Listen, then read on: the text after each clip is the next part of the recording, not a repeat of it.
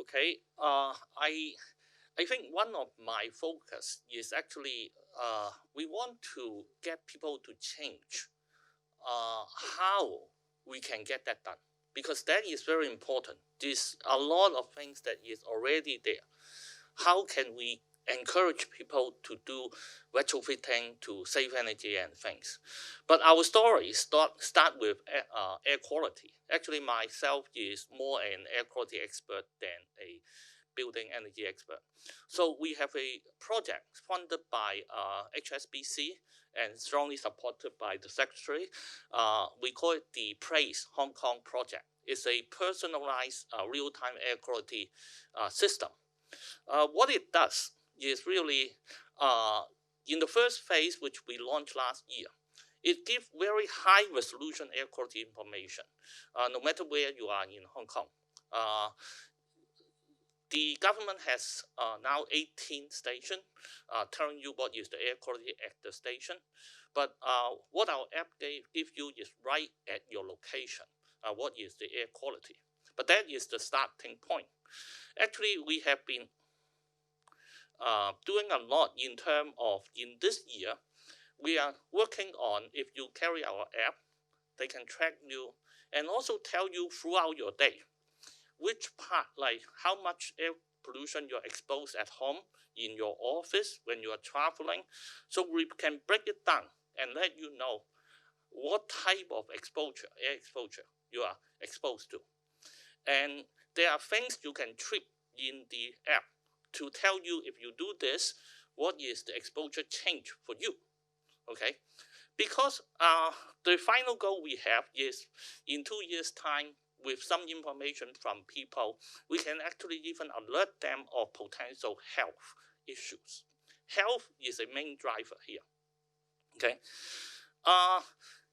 We have been working with a lot of researchers trying to look at this, and we know that before, but we verify again with data, is that over 90% of our exposure to air pollutant is from indoor.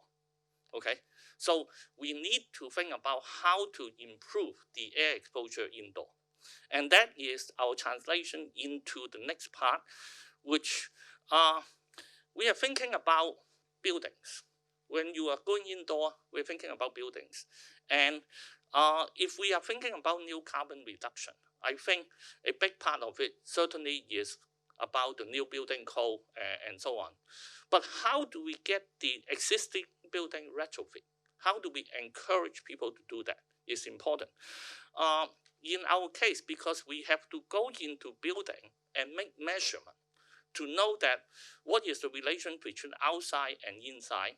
We have gone to over 200 sites in Hong Kong, a lot of commercial building, a lot of homes. So it's just lucky that we work with one of the building. It's called the TAL building, which is owned by a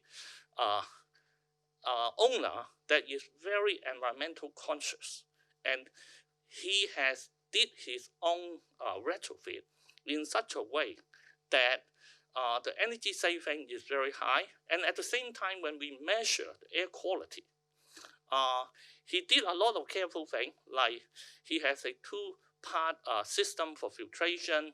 He has separated the dehumidification with its temperature control so that he can keep the relative humidity relatively low, and people feel much more comfortable, and they don't have to turn the air conditioning much lower. So that has big saving. So a lot of detailed thing. And one other thing is the IT part, because they have monitor in the room so that they know that whether outside air is getting in, and then they can increase to have a positive pressure. A lot of this is in the details. But the whole concept here is the implementation of IT technology with a very conscientious owner. He demonstrated that he can achieve over 50% saving for a retrofit building. And at the same time, in the beginning, he was not thinking about air quality. He was only thinking about how to save energy. But when we go in and look at a lot of the air quality numbers, it surprised us that, well, The filtration we know, but even for NO2 and ozone, there's substantial improvement in those numbers. And so it's, first of all, the cost, what they have done, 3.5 years, they can achieve the saving back. And this, actually, we work with them and already published this in a very good journal. And the idea here is that by doing this carefully, he was able to save energy as well as improve the air quality inside. And this becomes a very important part when we think about how to encourage people. As I mentioned, I worked with a lot of building managers in the past. What building manager told us is that, well, government has some subsidy for them to improve energy efficiency. They can do that. But once they start getting occupants and even talk to them, a lot of the occupants are not very supportive of energy saving. Particularly, most of them are actually just workers in a building. You save energy, the owner save money. Okay, they feel that the temperature is high, is not good, it's uncomfortable, and a lot of the time when the commercial building management, they say any complaint from the client is difficult for them. So we think that in terms of actually getting buy-in, it's very important for us to couple other components, like health and well-being is such a big topic now. Ventilation, again, is a big topic now. Hong just talked about, we are now thinking about in this living campus, we will use the indoor information to control ventilation. And that will help us a lot in terms of save energy, and in particular tell our occupants that how healthy it is in the building they are living. And all this information will be on their fingertip. They can actually see this. So we think that this is a very important thing. The whole idea comes back to, we want total exposure management on our air side, but at the end, it's about people. Because if you can encourage them or give them a feeling that what they can do help with their well-being, I think it would be much easier to encourage them to do. Okay, our research in UST actually do a lot of outdoor air quality.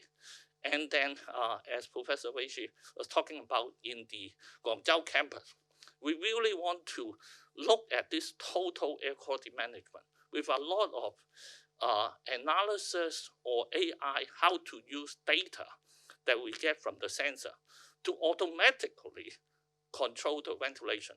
Because if you want people to look at the thing and then think about how to control for best optimization, it's not good.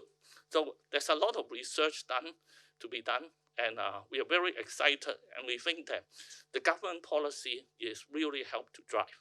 And so we are hoping that this will all come in.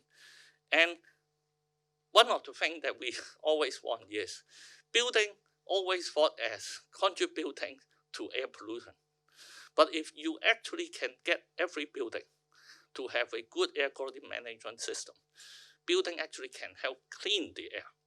Okay, so thanks very much.